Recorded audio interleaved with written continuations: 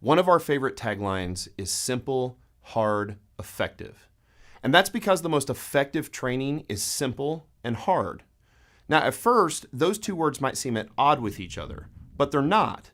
The opposite of simple is complicated, and the opposite of hard is easy.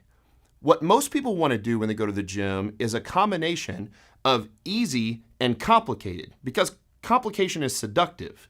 Most people want simple and easy, but simple and easy don't accomplish anything. So what most people often do is complicated and easy, or its more ambitious big brother, complicated and hard, which certainly isn't the most effective way to train. Simple plus hard is the answer. You want to lose fat and get stronger? It certainly isn't complicated, but it also isn't easy. It's going to require hard work. But that hard work is actually pretty simple. Now, in our last video, we talked about the exercises that we choose to get us strong.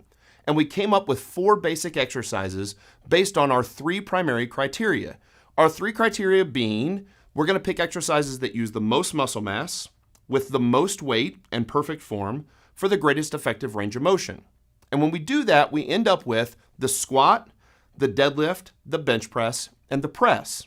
The squat is just a simple exercise where we put a bar on our back and we squat down on the middle of our foot below parallel with our hip crease just below the top of our knee and use hip drive to come back up. The entire body is loaded, and here's the thing. It's a simple exercise, but it's definitely the hardest exercise.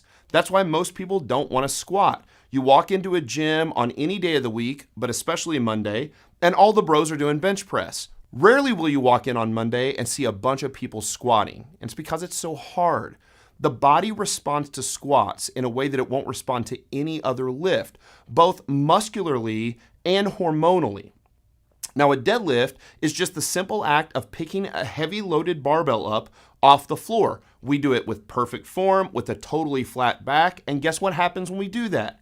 Our backs get stronger. When our backs get stronger, they become less vulnerable to injury, not more vulnerable to injury. We don't have to be worried about picking weight up with our back. The press, or what most people call a military press, where we take the barbell out of the rack and just press it overhead, is an incredible exercise for upper body, utilizing the shoulders, the rear delts, the rhomboids, and the traps, and loading the entire body from the barbell at the top of our head all the way down through the bottom of our feet.